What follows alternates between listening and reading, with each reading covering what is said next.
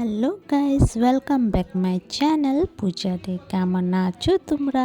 I hope কি তোমরা খুবই ভালো আছো, আর আমিও খুবই ভালো আছি। এখানে নিয়ে নিলাম গাজর। তো আজকে গাজর দিয়ে একটা স্পেশাল ডিশ বানাবো, তো পুরো ভিডিও দেখো, স্কিপ করো না। এখানে আমি কিছুটা গাজর নিয়ে নিলাম, ভালো করে ধুয়ে নিয়েছিলাম, ধুয়ে যে ছিলে নেব। তো চলো ছিলে আসছি। তেজু সমস্ত গাজর আমি ছিলে নিলাম। এইবার পিস পিস করে কেটে নেব। তোমাদের যেমন ইচ্ছে তেমন কাটতে পারো, তবে আমি গোল গোল করে কেটে নিছি। এইবার মিক্সি জার নিয়ে নেব। এই মিক্সি জারে এই যে গাজরগুলি দিয়ে দেবো একটু দুধ। 1 কাপের মতন দুধ দিয়েছিলাম। এটা পেস্ট করে নেব, একদম মিহি পেস্ট। তো পেস্ট রেডি। এবার বাটিতে বার করে নিলাম। এখানে আমি কড়াই বসিয়ে দিয়েছি। কড়াইটা গরম হয়ে গেলে দিয়ে দেব রিফাইন অয়েল। তোমরা এর জায়গায় ঘি দিতে পারো, তবে আমি রিফাইন অয়েল দিয়েছি।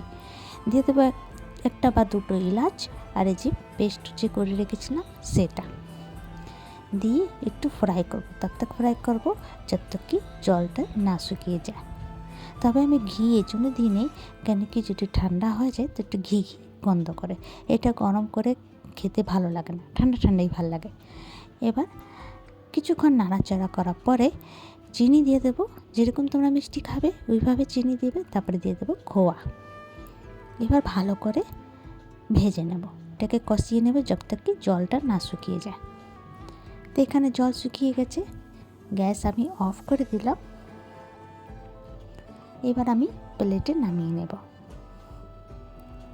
এটা ঠান্ডা করতে রাখবো। প্লেটে নামিয়ে নিচ্ছি। ওই কড়াইয়ের মধ্যেই আমি এখানে দুধ দিয়ে দেব। এখানে 750 মতন দুধ ছিল। কিছুটা পেস্ট আমি রেখে দিয়েছিলাম গাজরের, সেটা দিয়ে দেবো। আর দিয়ে দেবো চিনি, যেরকম তোমরা মিষ্টি খেতে চাও। একটুখানি জাল দেওয়ার পরে চিনি দেব। ভালো করে ঘন করব। এই যে মিশ্রণটা যে ঠান্ডা হয়ে গেছে, এবার গোল গোল গোল গোল লাড্ডু মতন বানিয়ে নেব। এটাকে একদম ভালো করে ঘন করতে আছে।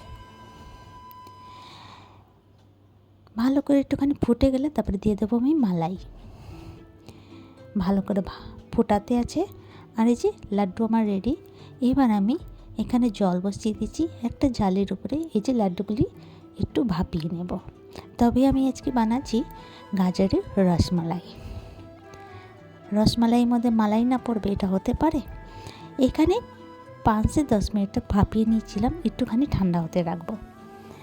গ্যাসটা আমি অফ করে দিলাম। দুধটা অনেকখানি ঘন হয়ে গেছে। এবার প্লেটের মধ্যে সার্ভ করে নেব।